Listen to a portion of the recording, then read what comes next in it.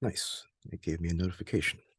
Yeah, isn't it nice that we're getting notifications, all day? I try to manage that stuff as best as I can through automating, uh, like stuff, mark things as read, and go through all my apps and make sure, just about everything is turned off except for what I really need. So I definitely try to reduce the bombardment of just complete overstimulation at all times. you know I'm just like, leave me alone. I mean, I know that I need to pay attention to all of these things, but man, you know can I do it on my own time? Yeah, I hear you. It's a big challenge. It It really is, yeah. I is. mean, and you've got so many irons in the fire at all times too, that it's got to be even more hectic for you. Yeah, and some things I'm actually not even considering as work or things that take time or require my attention. Let's put it that way. Yeah. Like for example, having mixes sent to you by people, Mhm. and you have to listen and give feedback and stuff like that. And Yeah, since, yeah, yeah, yeah. And that's such a, especially when you're doing mix work, it seems like in some instances, like time is kind of the essence when you get that message, because you're like, oh, they must be in the studio right now. I should probably pay attention to this if I want to try to like catch a quick revision or something, and they can send me another pass while they're there, kind of thing. So yeah, that one's tricky, I feel like, to yeah, manage. it's really tricky. And if you're working with people from different time zones, it is Absolutely, tricky. like we often do. Yeah, Hmm. Mm. absolutely. And then in some It, ways, the time zone thing kind of adds a natural boundary that you can kind of use as a a buffer. Like, oh, sorry, I was asleep or whatever. it's true, but somehow the response time is a powerful tool, though, to motivate and actually also to demotivate people Definitely. if Yeah, you need to. that can certainly be a read between the lines kind of thing, depending on what you're trying to convey. Sometimes I think it's just like, it's just basic boundary setting though, man. Like, I mean, that's just like day-to-day life. Like, just, you pick the things that are the most important to you, and hopefully you stick with it, and hopefully you made the right decisions and you go with it. Hey, so I just a few weeks ago I visited you in your new studio there in Austin, Texas. Yeah, yeah, where I currently am. You have been in this room, which kind of blows my mind because it's still fairly new for me here. Yeah. Yes. And so how many years in music for you? When did Oh, you start? When did you have your first recording set up, even like of the smallest and most humble kind? sure. Yeah. That would have been at a very early age, before I even started playing an instrument. When I was growing up, my dad had like a 4-track reel to reel. I think it was like maybe a little Lakai tape machine. And I remember, gosh, I mean, I might have been like 6 or 7 years old or something. And I think he made my mom like a mixtape, like a recording. And and he wanted us to like leave her a little voice message at the end of this tape. So like, we got up close to the thing, and he had a mic set up, and we recorded. So like that was kind of like my earliest memory of recording, and having that being something that could be facilitated in our household was just magic. And so from there, I think it kind of went to just having like one of those little dictation handheld tape players that you put on the desk when you're ready to talk to somebody. And I started playing guitar when I was 11, and I remember using that little recorder to just I think I remember doing a little cover of Rocky Raccoon for for my dad, and it was just like my little acoustic guitar and vocal, and I just played and sang it and did a couple of takes. Little did I know that would become kind of one of the most one of the things that I do the most in life is be either involved in or around capturing a performance. And so yeah, from there, my dad and both my parents are very supportive of pretty much anything I wanted to do. And when I was in high school, um, I was getting kind of exposed to computer-based recording at the time. This was like 98, 99. And my dad, was a pretty big computer nerd. We always had heaps of computer parts, and we would build stuff together. He had Ataris and stuff like that. And so he bought a hard disk recorder. It was the Roland VS 880. Mm-hmm. And so that was kind of like my first big, multi-track machine at that point. And I was like so stoked on like the virtual tracks you could put underneath the top 8 of them, and all the built-in effects. It was just like a whole new world of recording and manipulating sound. Um, Did so you yeah, know those that were I, kind of early. did you know that I recorded one of my first albums on that very machine? Oh, no kidding. Was That's great. with Europa string choir, Awesome. I a remember, four-piece band. yeah, I remember doing some kind of, I don't know if it was like a remix or an edit or something for. It was for the Kaufmensch That's compilation. what it was. You did Yeah, a yeah. new mix. I do remember that. Yeah. Wow. That's crazy that you recorded that on a Yes, and video. that actually was recorded with that No machine. way. Yeah. Amazing. Wow. Huh. What a trip. Yeah. Not Mhm. only do I know exactly what you're talking about, but I did some work on a different version of it. Unbelievable. Mhm. Um, yeah. So that, yeah, between doing hard disk recording and then actual like computer based recording and editing it on Cool Edit Pro, I had a PC that my dad and I built, and yeah, put in like one of those like Creative Labs or Realistic or whatever it was, little sound card things in the big PC tower, and um, yeah, started editing on Cool Edit Pro, and that was kind of like my first instance of looking at waveforms. you know, And same here. so crazy. Yeah, I started with Cool Edit. Was it Cool Edit 96 or something it was called? I can't remember now. yeah, And then yeah. That Cool Edit was, Pro. Yeah. mhm. Which is now Adobe Audition, right? Yes. Yeah, Hmm. Hmm. yeah, crazy. Yeah, those were the early memories of recording. So, and in high school, I would record local bands and stuff, and so I was already kind of like turning that into a hobby before I was even out of high school. Hmm. Hmm. And just let's just skip ahead a little bit. So I met you at Pat's place, right? Yeah. When you were interning for him, is that Yeah, that would correct? have, yes, that would have been what, 2008 maybe? Hmm. Yeah. I think so. Yeah.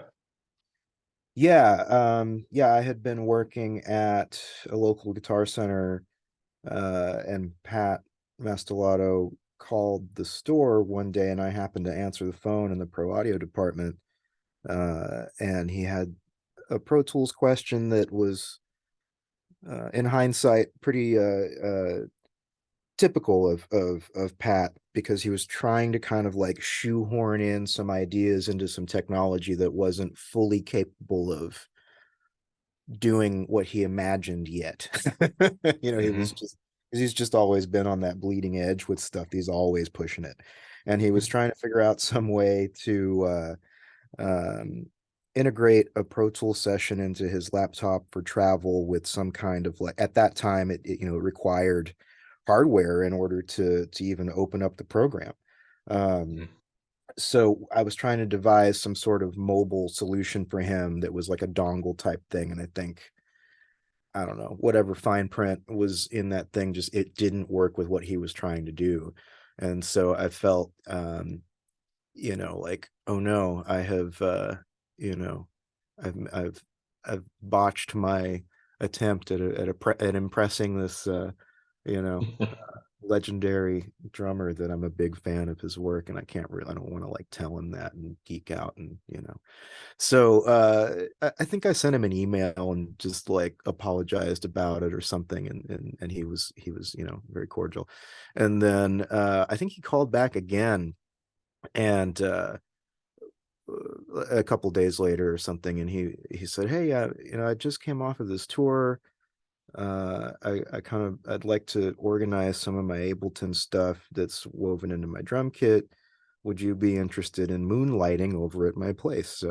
So when you say interning with Pat, he phrased it as moonlighting, because it wasn't anything official in any sense, because I was going to the community college here in Austin, um, for the audio program at the time as well, and there was an internship program that you could be involved in. So it wasn't anything that official, but yes, I mean, I guess kind of in a technical sort of weird way, yeah, I was his intern at the time.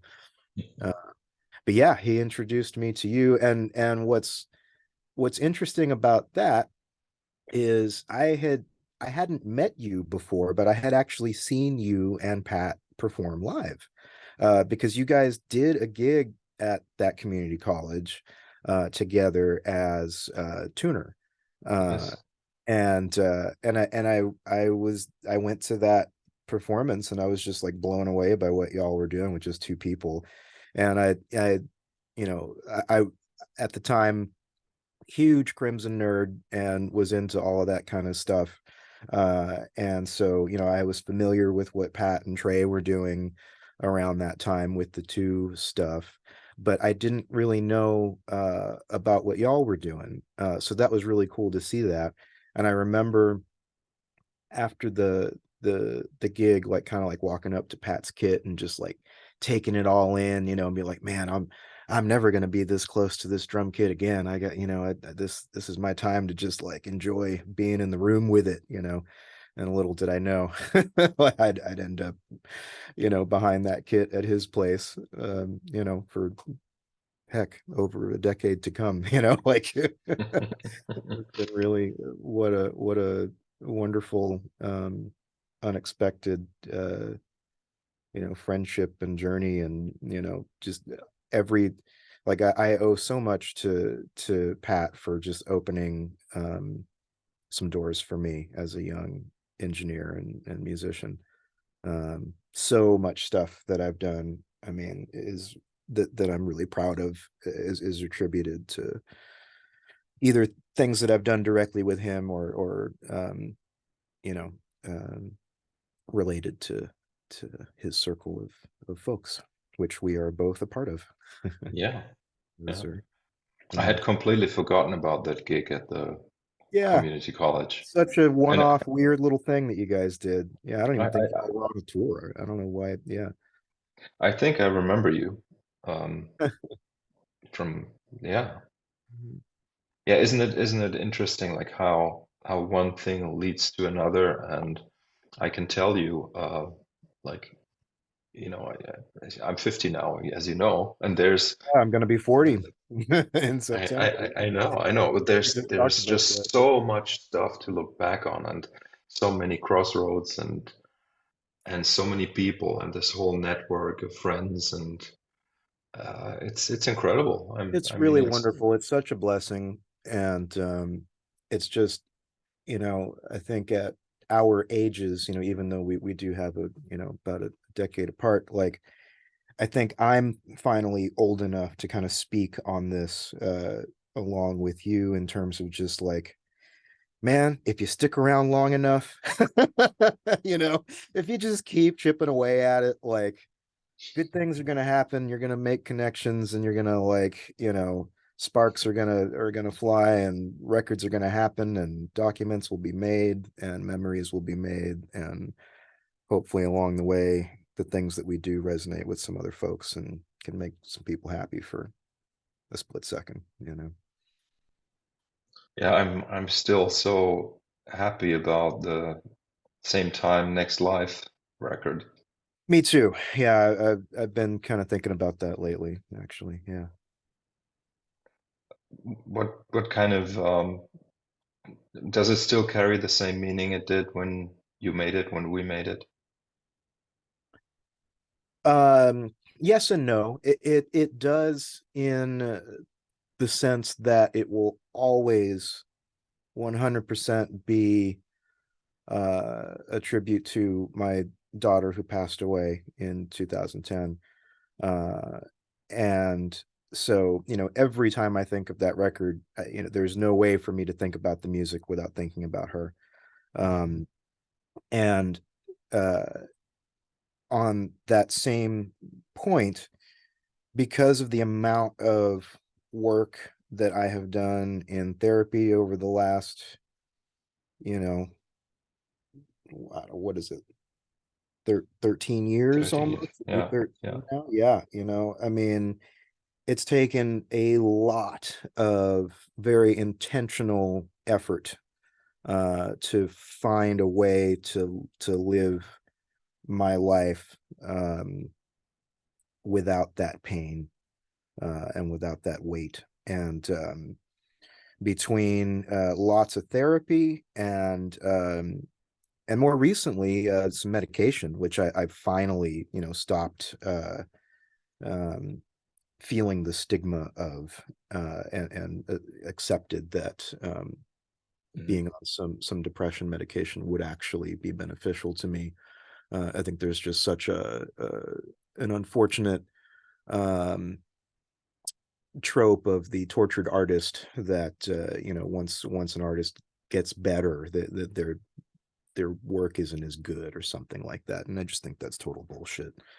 Um, being on the other side of it now, Mhm. Mhm. but I will say that because of the amount of work that I've done, EMDR stuff and meds, that when I talk about her, Valentina, and when I talk about that record and the things that happened during that time, I don't have to feel those things that I felt back then. Mhm. I'm able to discuss these things um, with a clear head and without choking up and welling up with emotion, because I don't need to do that anymore. I don't need to prove to myself or to the outside world how that affected me, and because I've made my peace with it. Mhm. Um, so while I haven't listened to the record in a while, that's a whole other thing. I find that listening to the album, depending on the mood I'm in, it could definitely put me in a little bit of a funk. And then sometimes when I listen to it, I'm just like, oh man, that part that Marcus pulled together there is amazing, or that thing that Alex contributed was just really something. Like Pat's work on that album, like Mike and Owen, and just like it was just um, really wonderful to have some friends supporting me through my grief journey. Um, so a lot of times I do listen to that and am just very grateful for the support that I had and continue to have with with that whole arc of my life. Um, so yeah, that's kind of and I've been another reason I've been thinking about it lately is because I've also been considering, like, man, I haven't done a solo record in a long time. It's like, what would that look like now? Like, I think there's just so much emphasis that I put on the situation of how that music came about, that I feel like I kind of have a little bit of a block, and I think that this happens with a lot of artists when they put out a record, uh, is that you've got all the time in the world to do that first one, and then suddenly there's something that exists as a precedent to compare something to, so I definitely feel a little bit of that, and I know that it's silly and kind of just in my head, but it just, I think because of how important that record is to me for those reasons and more, uh I feel like if I'm gonna do another thing under my own name, it's got to be as good as that or something silly, just but like that's, I think that's pretty common amongst other artists to feel that kind of pressure to like, oh man, I got to put out another one, or so I don't know. It's super interesting because I don't think I ever felt that way. Well, and I I think don't, I think that that doesn't surprise me because of just how, I mean, just like the incredible body of work that you have put together and continue to release, like that doesn't surprise me at all.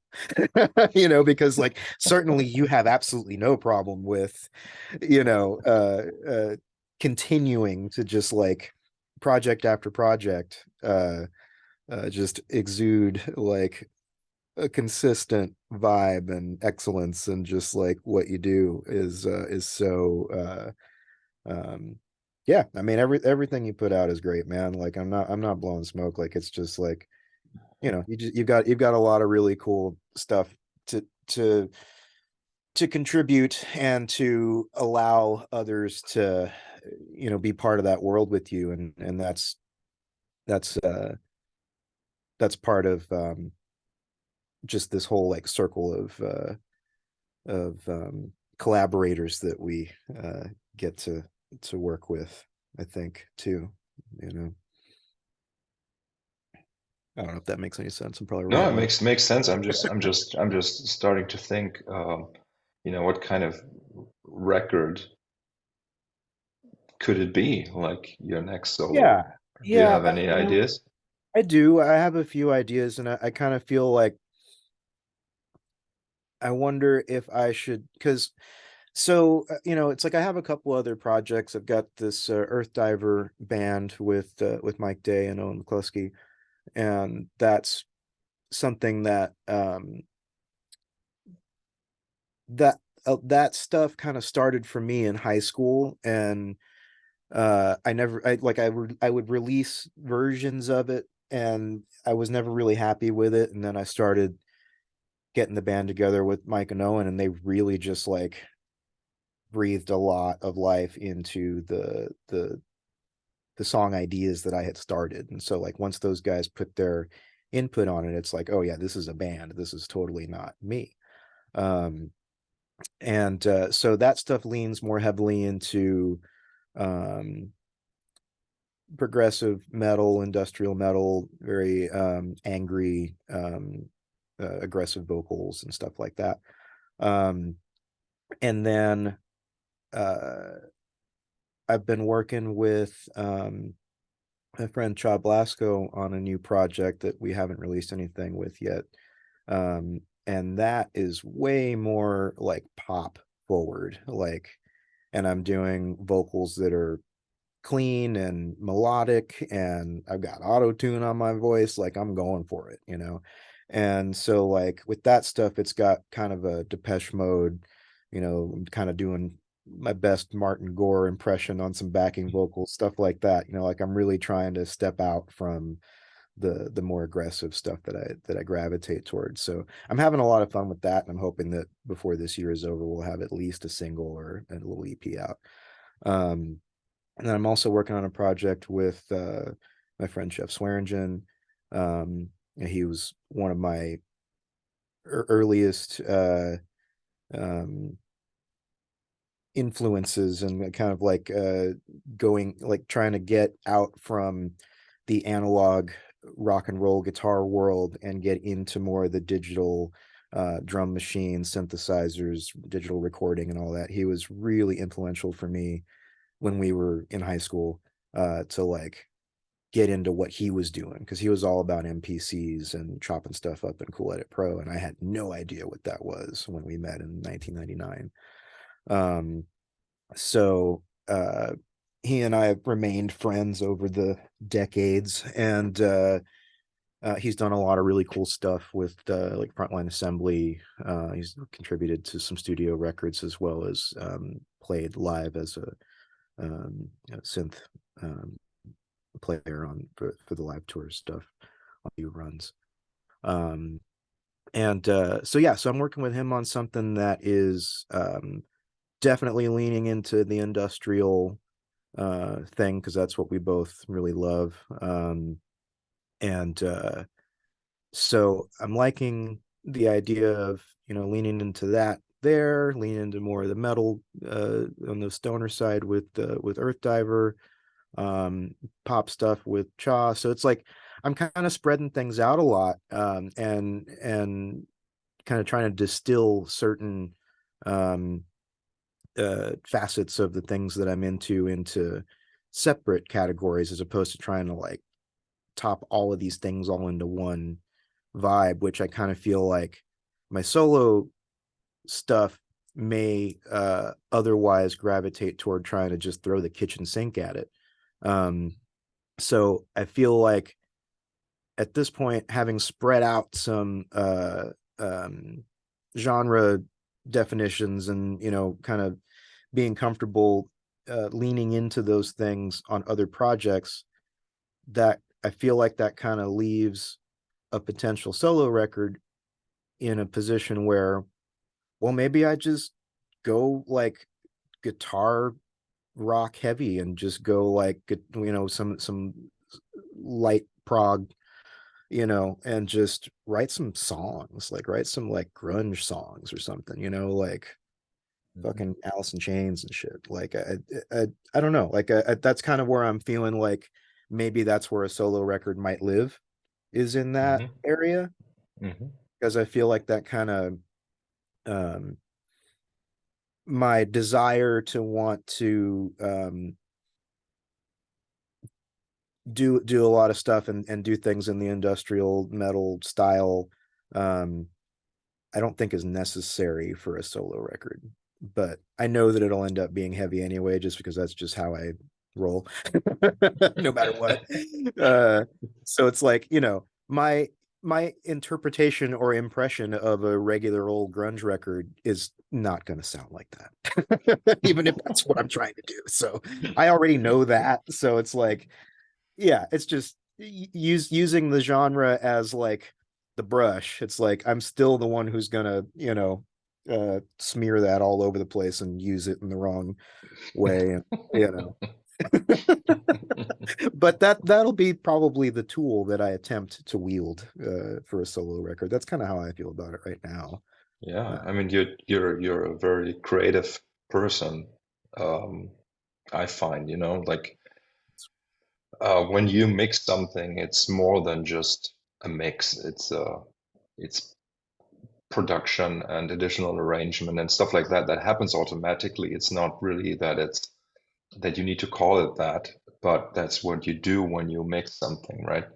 Because you yeah. want to make things work, and also you want to make things work for what is your vision and your taste, let's say. Hmm.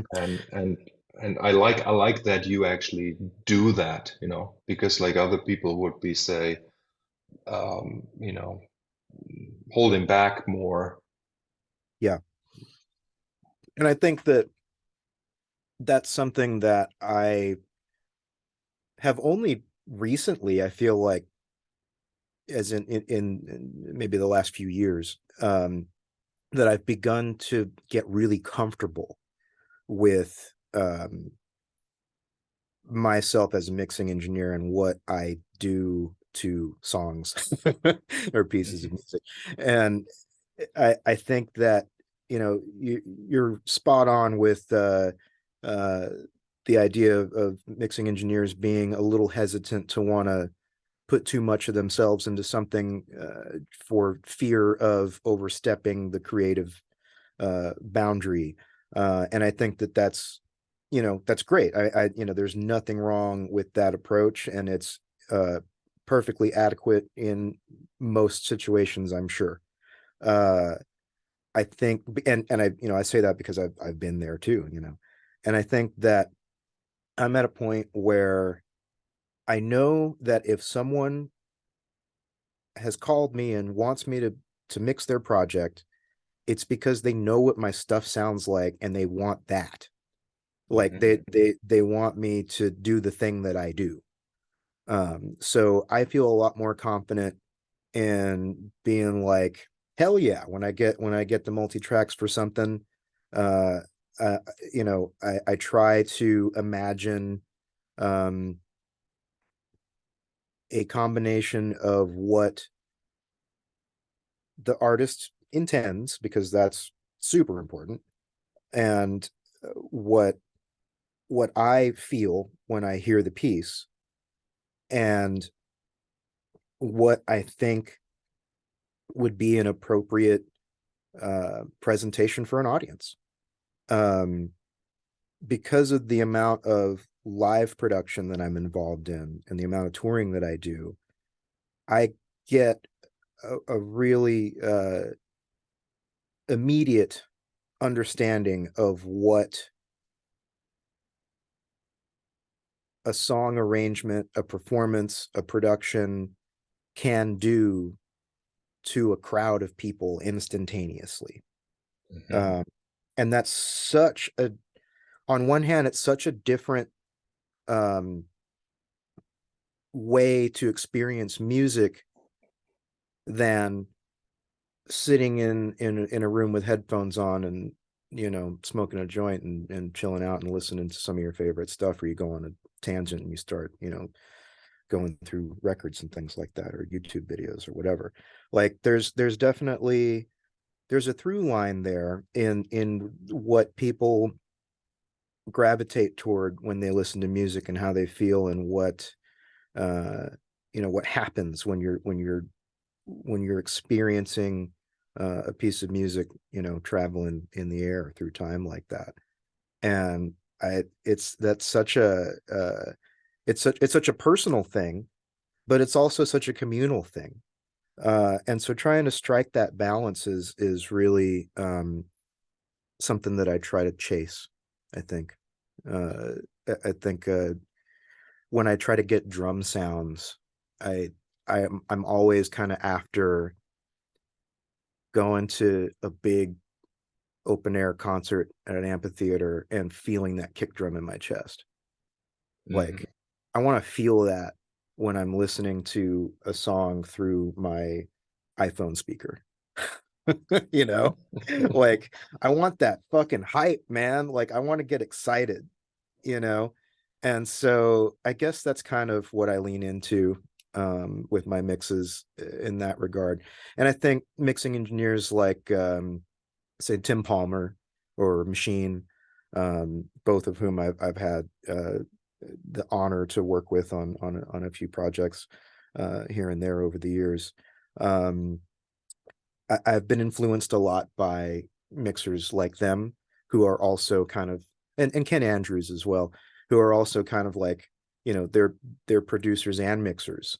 And so that's the world that I gravitate toward, is like listening to the attitude and the drama and the just working with these tunes in a way that just kind of lights them up in a really nice way. So yeah, I don't know, I think like, Interesting. yeah, a lot of times, like, yeah, I think I've said enough on No, that. what I think is interesting here is that you say the experience you have in the performance space, let's say, Yeah, how the sound interacts with the audience and the response, and that you kind of like take that as a reference yeah, for how you're trying to recreate that in that smaller space. But as you said, like in the phone or in your room. Yeah. Um, that's a really interesting take on things, and it may be a stupid question, but like, how successful is that? How can you kind of like bring those two spaces together? Is that really something that you can see that that's something that is sort of like evolving also for you as an engineer? Like you get better at doing that, or do you like sometimes kind of like go to a completely different place? Yeah, I mean, I'd like to think that I'm getting better at that. And Well, I think you are actually. thanks. Well, I appreciate that. You would know as someone who has heard, pretty much everything that I've recorded in the last 20 years. Yeah. Yeah, you would have a good idea if that was true or not. So thank you. Um, yeah, I think that if I go to another place, um, it it is still rooted in that. But what I do is I shift the audience perspective, so to speak, from being that communal live environment where, there's that kind of immediacy and excitement into something that is more conceptual, and that leans more heavily into um, psychedelic, parts of the brain, or just that studio sort of like, John Lennon, I want to sound like I'm singing inside of an orange kind of thing. Like I have a lot of fun leaning into sound design in that respect. And that has absolutely nothing to do with a crowd hearing a performance. Mhm. However, those little pieces of ear candy can sometimes be these like little defining things that signal that that song is about to play at a show, right? So like, if you just start tickling those little breathless bits right at the beginning of the song, like, exactly what's coming when you guys Mhm. play that live, so Mhm. like it's there is a connection there. So I don't ever truly get out of that space, but yeah, when I do, it is something that I know will lead back to that place. Yeah. Yeah, because and maybe it's something that like we need to say that you're working as how do you call it? Playback Yeah, engineer it's a or like a playback engineering is kind of what it's, mostly called. Some people just call it the Pro Tools guy. So what I yeah, do yeah. is at a live concert, currently I work for the band, the Goo Goo Dolls.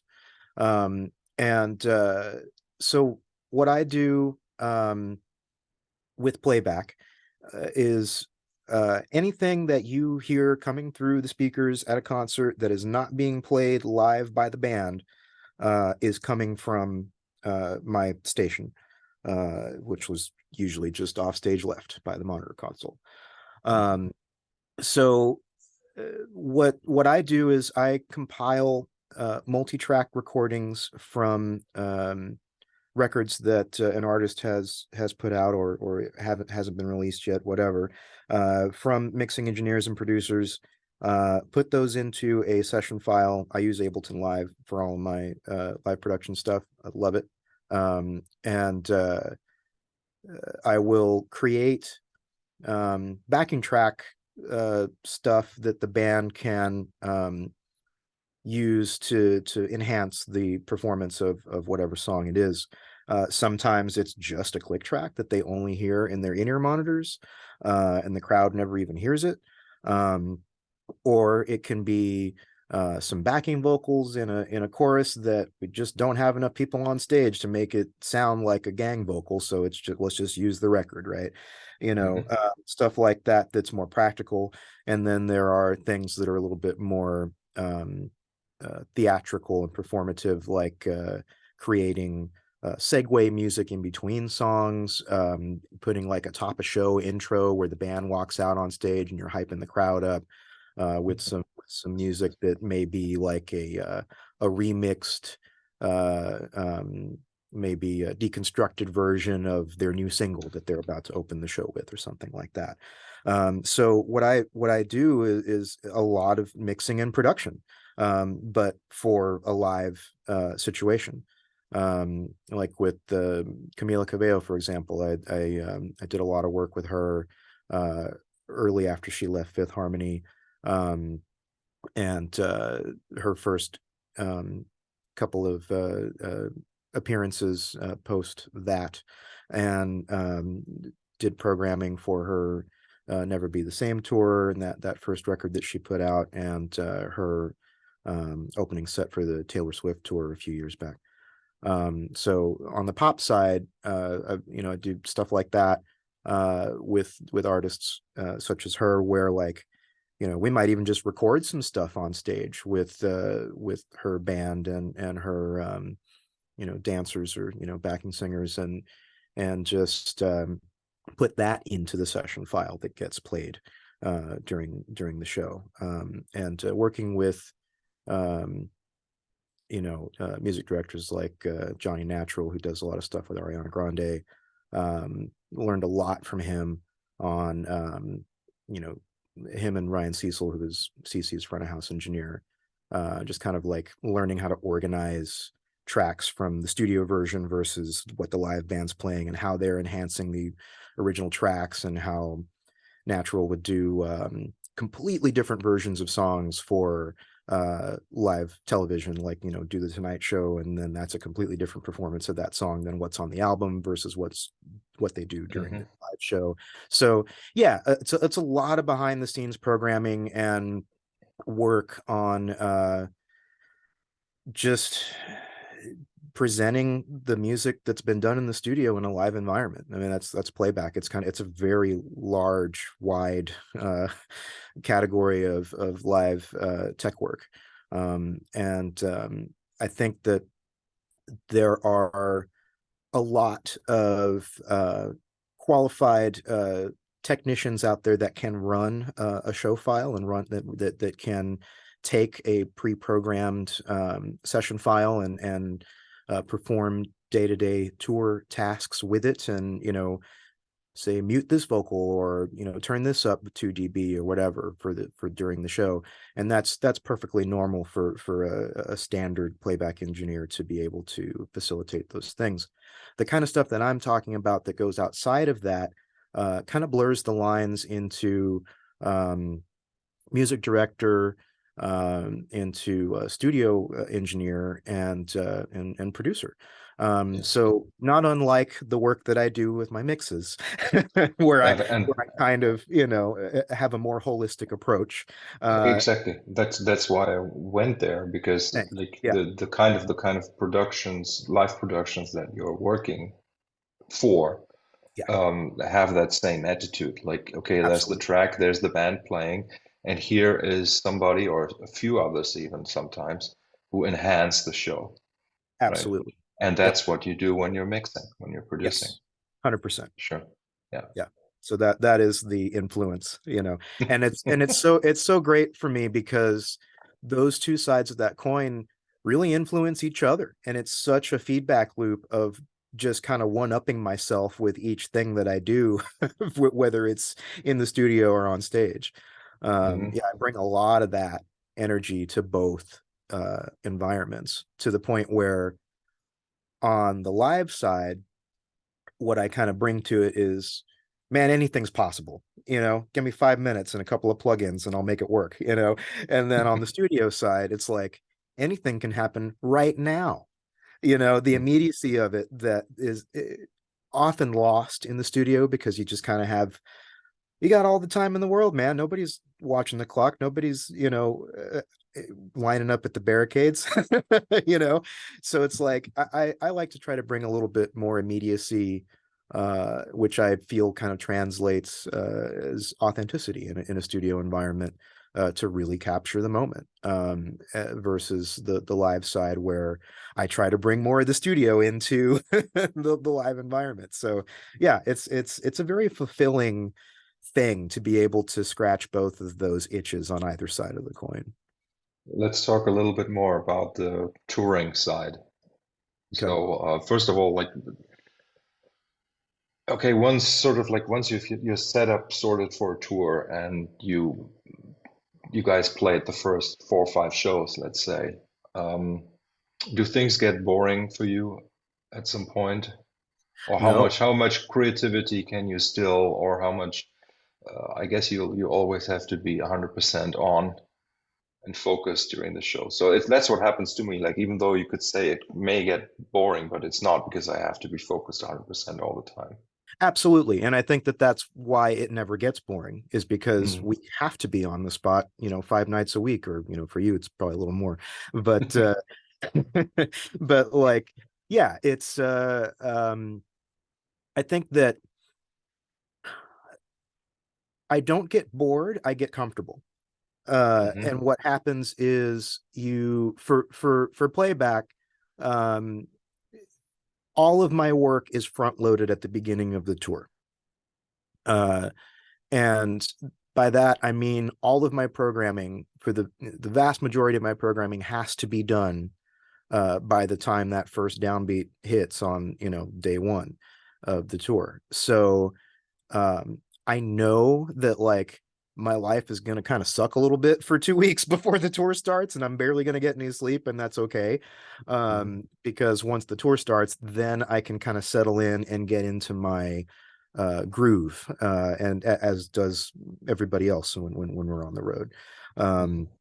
and so uh, that level of comfort um, allows for a sustained um, ability to be on during those 90 minutes every night, and also during sound checks and situations that require that level of um, presence. Hmm. Uh, so um, yeah, I think the other thing that helps with what could be boredom on the road is that I'm not just doing playback, I'm also the drum tech. And I'm not a great drummer, but man, I love tuning drums and I love talking about drums. And like, I just like, I don't know, man. Like, I'm a guitar player and I'm a bass player, but I love drums. And so, like, there's times when I'll be like bullshitting with, the drummer from an opening band on a tour, and they don't even know that I don't play drums until like 2 weeks into the tour because of how I talk about them.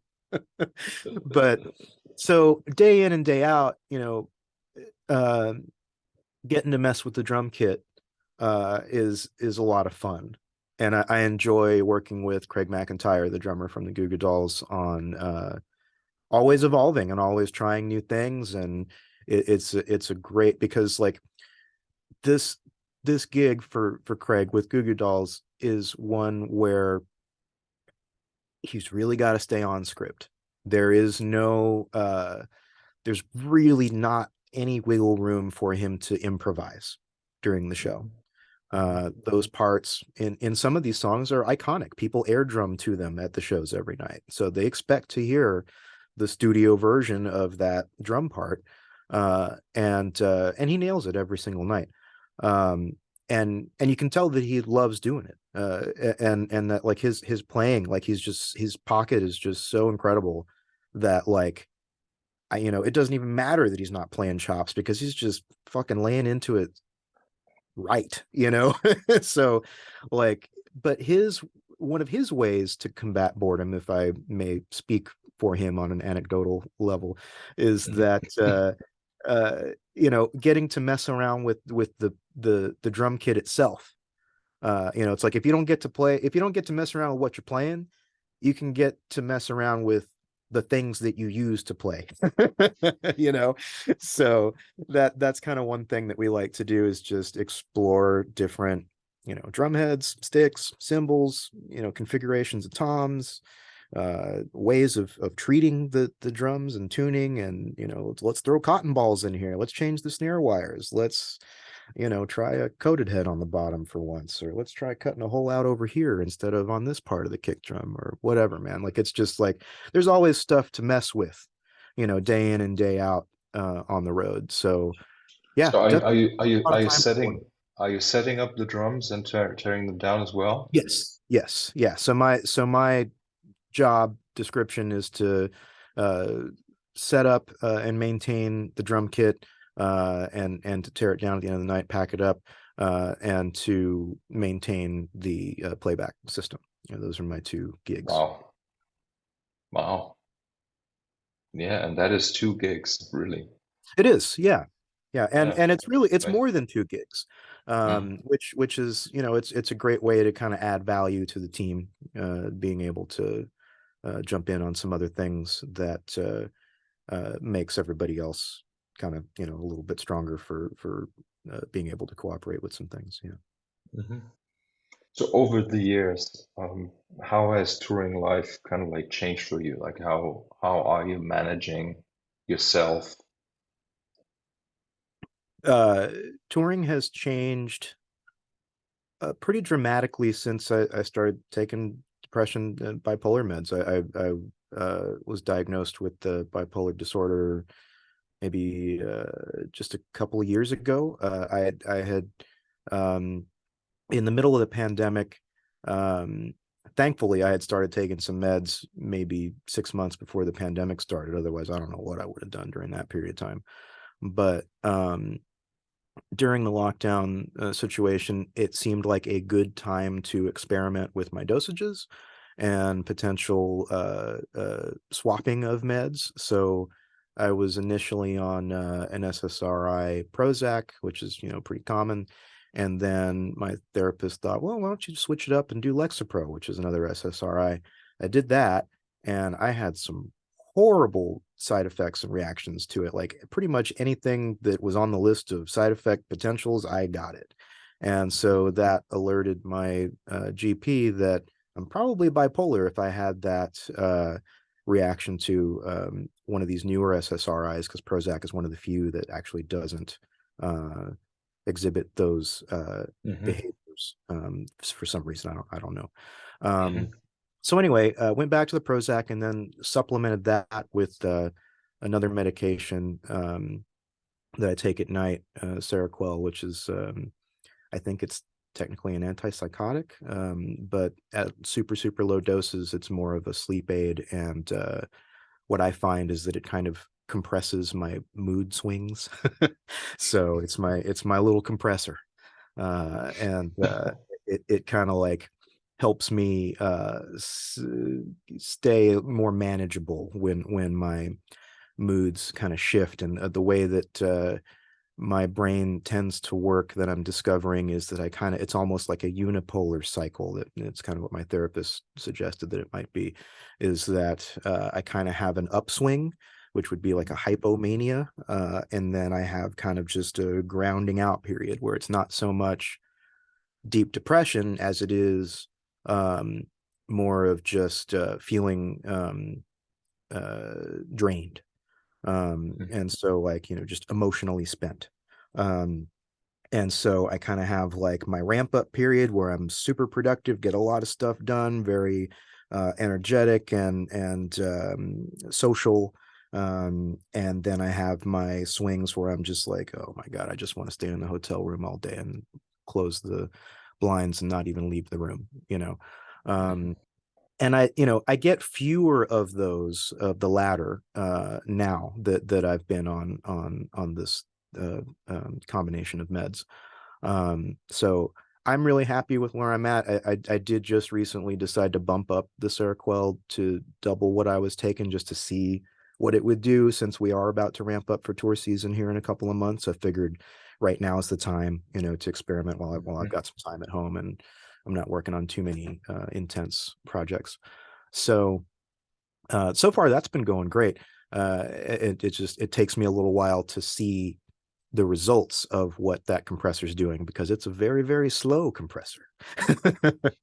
So um, so yeah, because I'm learning about how my brain works and accepting how my brain works, uh, boy, does that make it easier for me to just live my life. Um, so because I can recognize these things about myself and not shame myself for them or try to change myself, but to lean into my strengths and lean into the things that are working when I feel either of those cycles pulling at me. Um, so I take advantage of when I'm on the upswing, you know, and then when I'm not, I don't feel bad about it, and it doesn't take me down, you know, on any kind of emotional level. So I know that I have to recharge, and that's all it is. I don't have to assign blame or guilt or anything like that to it. So because of those things, being able to handle myself on the road and touring um, is so much easier. Um, I, I'm able to really just take care of myself better. And I think you know, you and I may have had a conversation about this in Seattle a few years back when you were in town doing some stuff and I was in town for some rehearsals.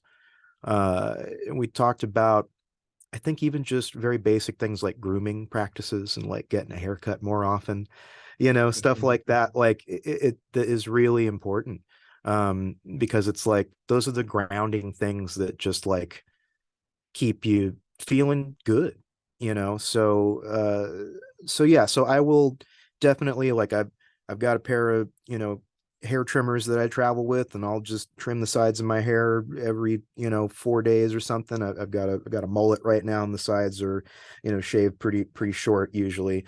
And so yeah, so I'll trim that, I'll trim my beard, and you know, do that every 3 or 4 days. Like when I take a shower at the venue at night, if we're traveling in between gigs and I'm not going to stay at a hotel that night, then you know, I'll be sure to blow dry my hair at the end of the night so that I put my product in there and I can roll out of bed the next morning looking good.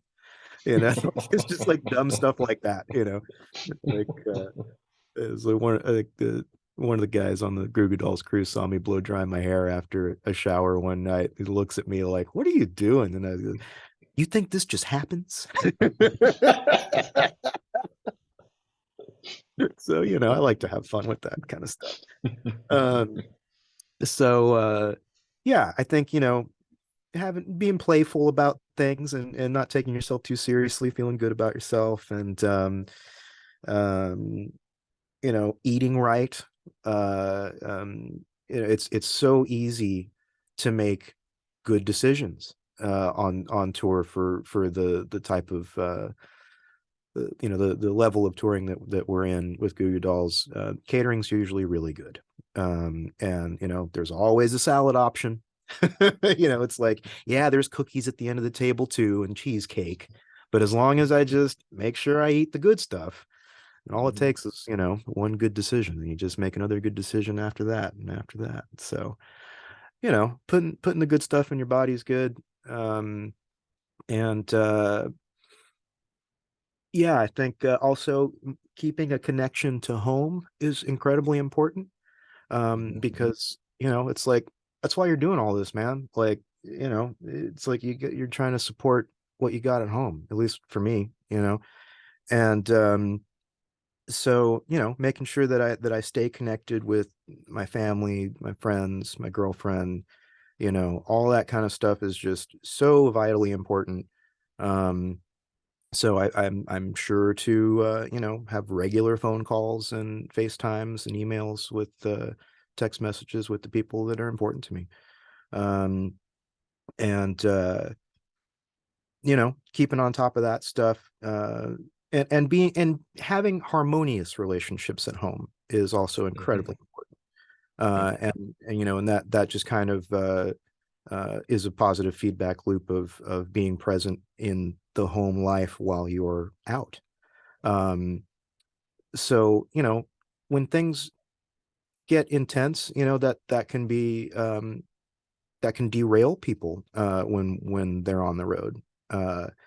And You know, having a solid support system where things are manageable and respectful and positive and happy and, you know, and good at home uh facilitates a, you know, a better vibe when we're out. You know, and life isn't perfect, man. And it's like shit's always going on. You're like, you know, something's always going to be falling through the cracks or going wrong.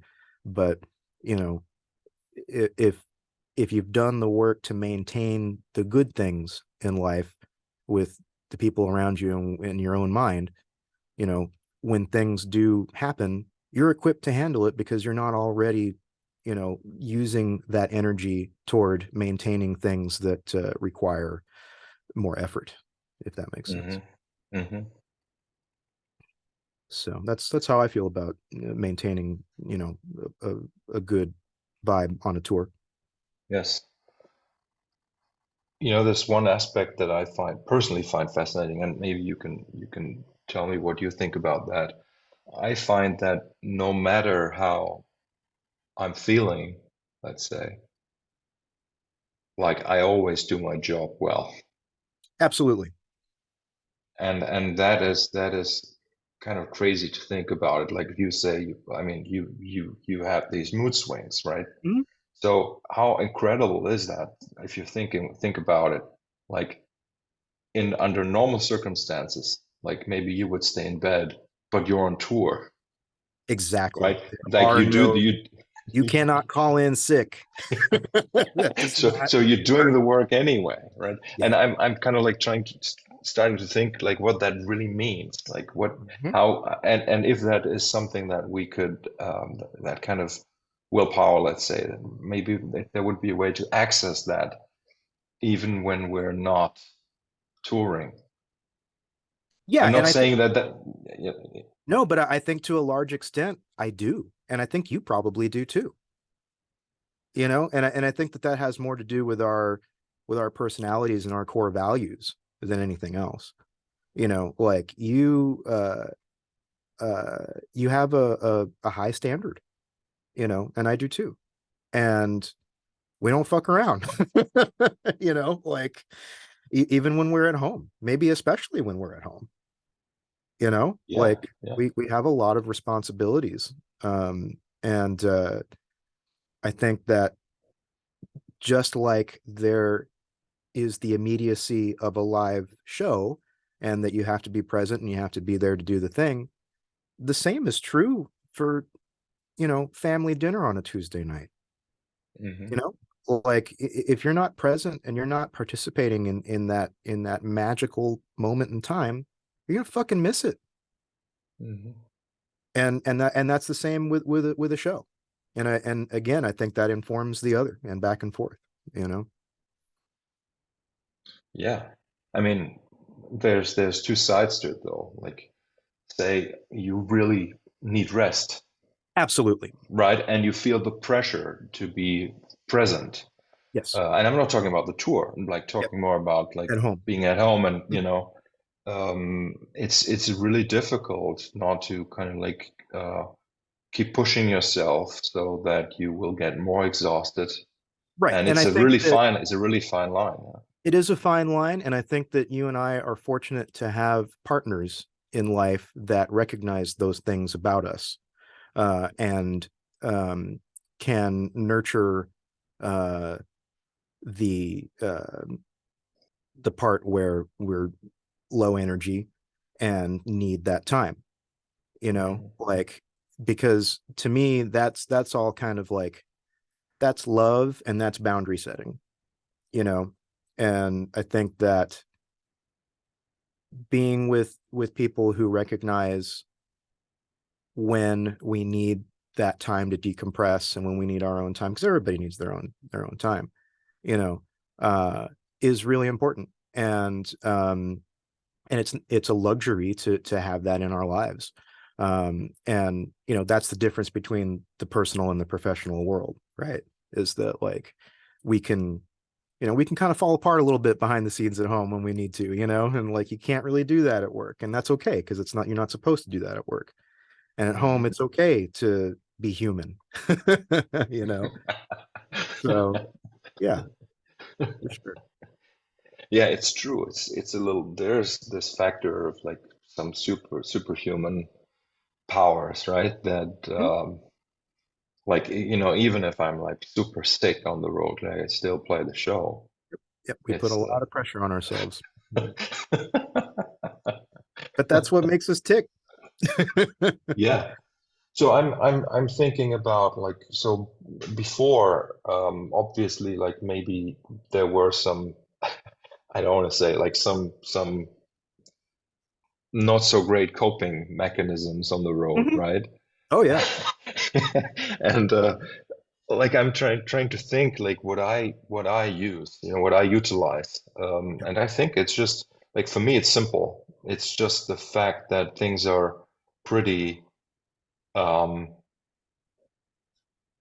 simple with stickman tours, let's say. Yeah. Because like everything is kind of like laid out, like we're always going to go to a hotel. We're going to go to the hotel together, like 99% of the time.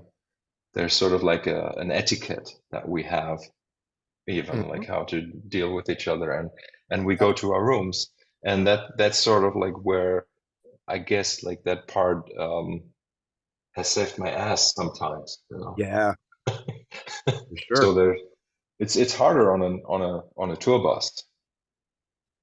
I don't know if it's harder. It's definitely different. Mm, I mean, yeah, van tours are, they can be grueling, and you are in close proximity. And on a bus, you're also in close proximity. There are more people involved, upwards of 12 in a bus, in the mm, States anyway. And yeah, I mean, it the same thing that you're talking about with regard to the routine of uh, consideration and the routine of getting from point A to point B. Uh, yeah, that's something you get real familiar with the people that you're touring with. Um, and that's a whole other thing is dealing with different personalities. Um, mm, and that has the way that we uh, interact with people that maybe we otherwise would not interact with unless we were forced to be in that situation together. You got to find a way to be harmonious.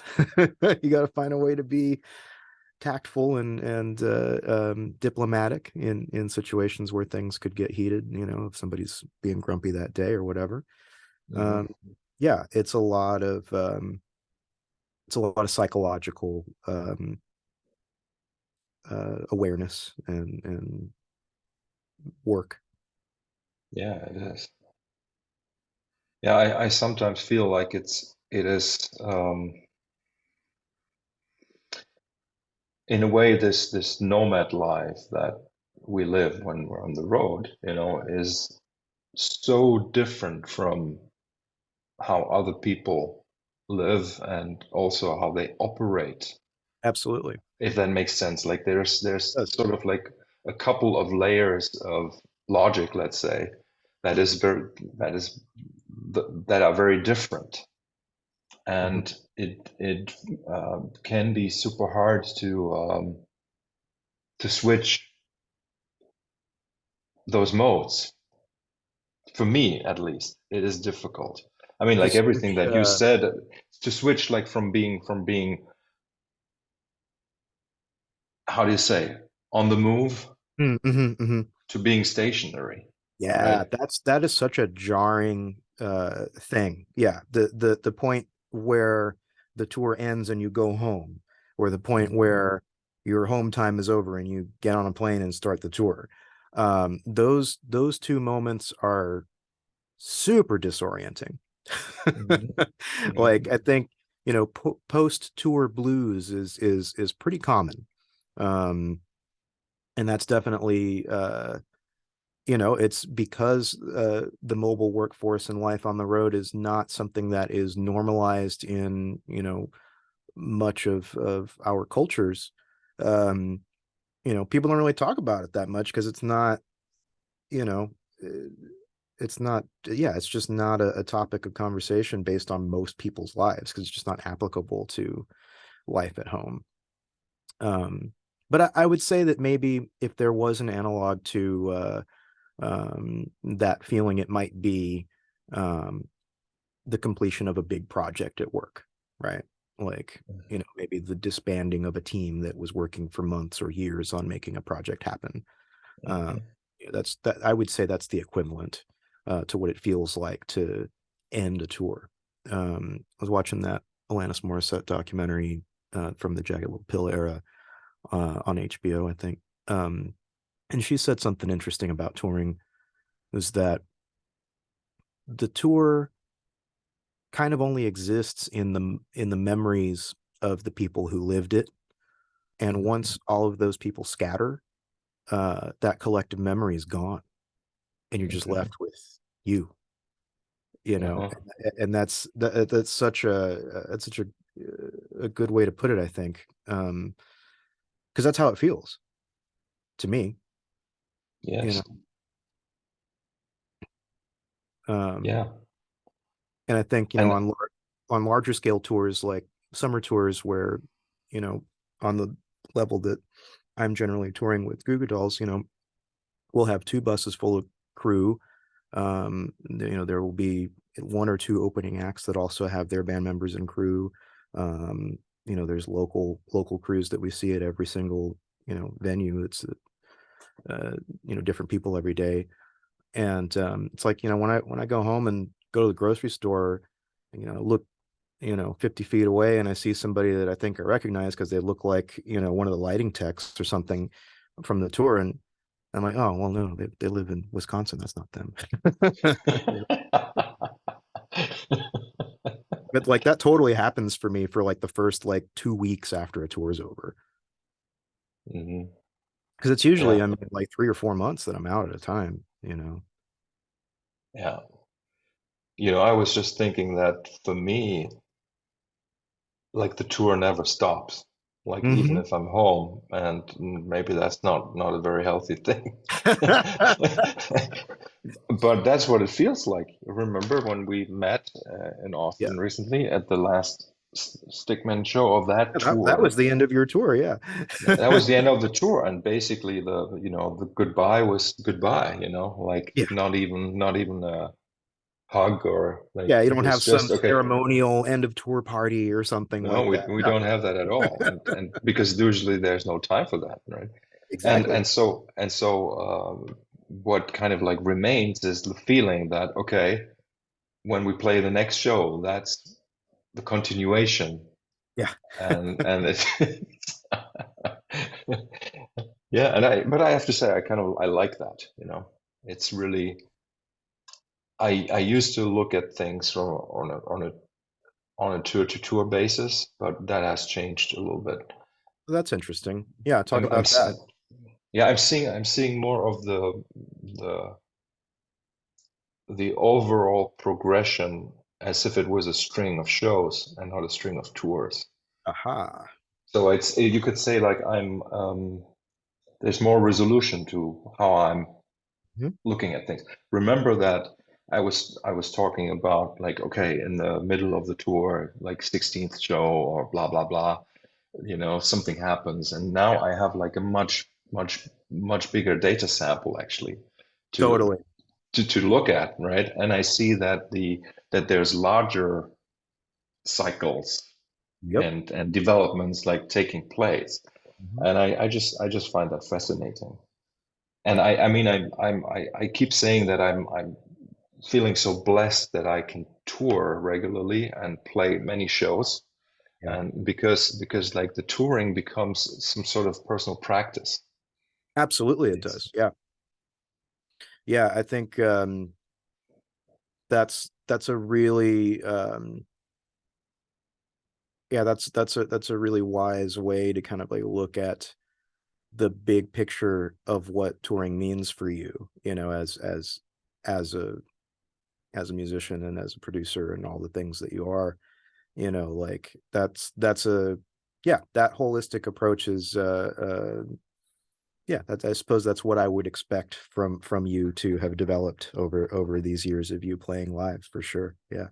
Uh that's really cool. yeah. So you're going back on the road in a few months or a few Yeah. weeks? Well, next week we're doing a one-off gig for a festival show in Cancun, and then a couple more one-offs over the next month or so. And then in June we start 2 weeks in the UK, come back at the beginning of July, get into rehearsal mode, do band rehearsals and production rehearsals, and get the show dialed in when we start in Florida toward the end of July, and then that summer tour goes until the end of September. Wow, So, yeah, and then that's after that, incredible. let's see. Yeah, it is incredible. I'm also very blessed. It's really wonderful to work with, consistently the same group of people um, for the last, I don't know, 8 years almost now that I've been with this band. Um, and I've done a few things in between tours here and there with some other artists.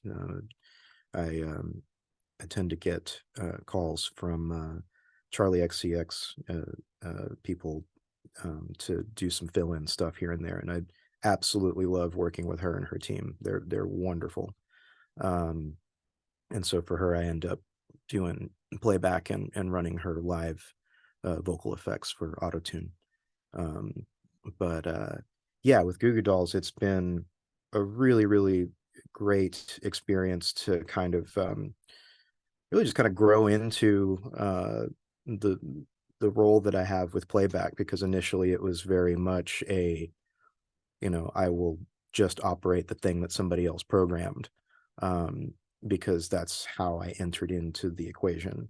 Um, so that kind of mirrors that, like, timid mixing engineer kind of thing, and but after a year of building rapport and kind of getting the trust and the confidence of the main guys, John and Robbie, and management, um, I started kind of making the gig my own, and rebuilding the playback system, rebuilding the session files, going into a lot of the old multi tracks with John Resnick, and kind of like reworking mixes to sound a little bit more modern in some instances, and some things like that.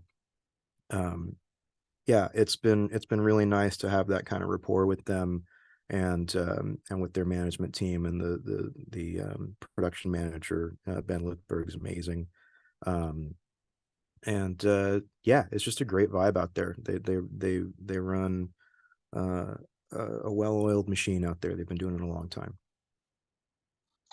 So you mentioned that you are, I don't know what the right word is, retainer. Like you get money even if you're not touring with them a little bit, or how does it work? Yeah, Like yeah, how do they make sure that you're always available? yeah. That is the way that they make sure that I'm always available. There is a And retainer in place, and that's is I'm only a little twitchy about the subject, because it seems like it's something that a lot of people don't really talk about. yeah. And I'm I'm of two minds about it. On one hand, I think that it's really important to normalize the discussion of pay, Hmm. and what is fair for people that do the kind of work that we do, really any kind of work, honestly. um, and then on the other hand, I'm kind of like, oh, do I really want to talk about the Goo Goo Dolls retainer? Because it's like, you know what I mean? Like on a political level, I don't want to Yeah. like ruffle anybody's feathers. No, no, I understand. Like the reason why I'm asking is how this works with like, are you self-employed or what Exactly is the, right.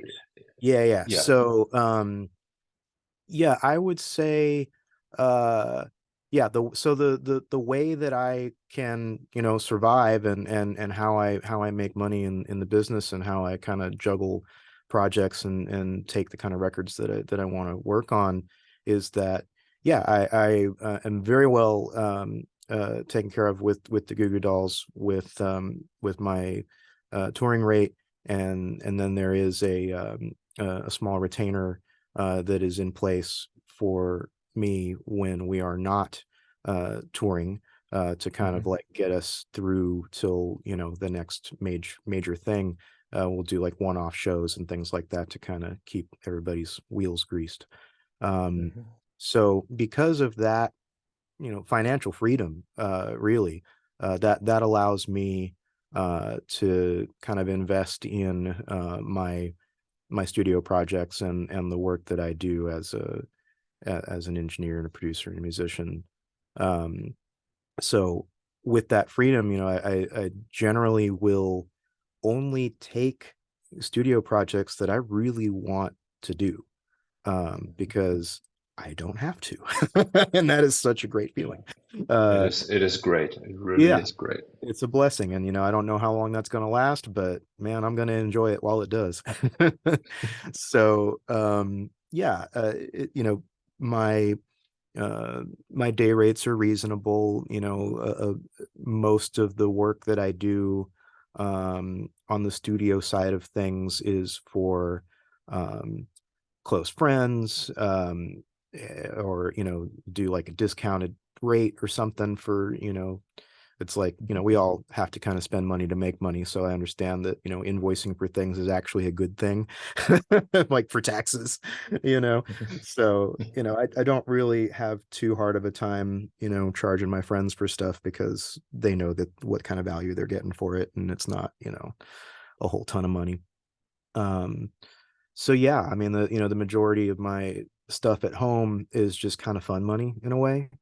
Mhm. um and I'm also kind of starting to, build up some other, kind of creative pro chops with, photography, video work, motion graphics. That's all kind of stuff that I started picking up during the pandemic lockdown stuff.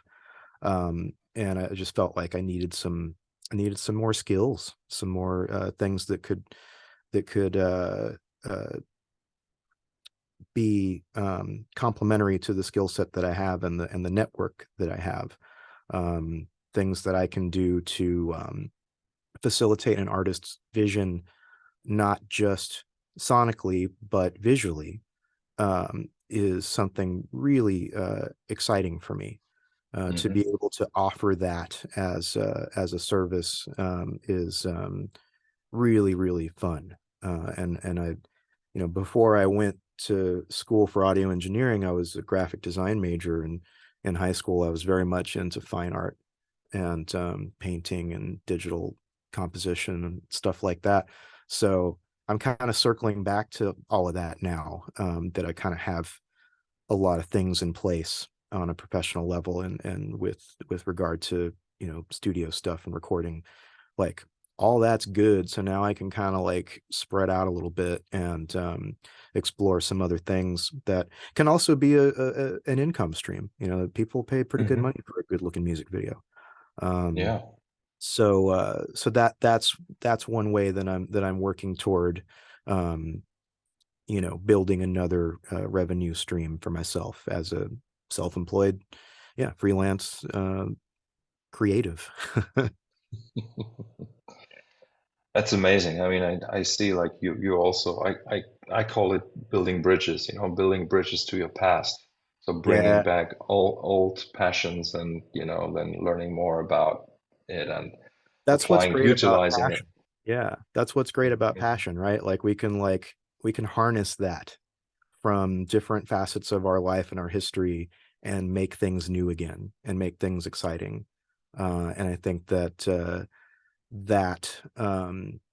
sometimes childlike, fervor for things, can be, a fundamental part of trying to capture that thing that we were talking about, at the beginning with mixing. It's like there's that passionate spark, you know and it's like, if you can elicit even a fraction of that in a listener in a mix, then holy shit, you've done your job, you know so that's what that makes me think of. Great, Adrian. Thank you so much. It was about time that we spoke. Yeah, this And was really fun. Thank you so much for inviting me to do this. I really enjoyed it. yeah, and I learned some new things about you as well. So Oh, wonderful. I think. I'm I'm so glad that I've met you back then. I'm glad that we're still friends. And Likewise, Marcus. Yeah, it's been, a wonderful experience to, I've learned so much from you, and I think I told you on one occasion, it's like, when I'm doing some of this tour stuff that's really like intense and kind of like high, uh, high bar levels of you know production quality. Like I can't. There's like a little Marcus over off to one side of my shoulder over here telling me, "Nope, you better line that thing up. You better tune that note." Like it's like, no, man, like it's been really great, working with you over the years, and kind of at this point, just kind of like spreading out into my own a little bit too, and I feel yeah, very grateful for your friendship and mentorship over the years, and yeah, looking forward to many more years of silly conversations like this. Thanks, man. Thank you.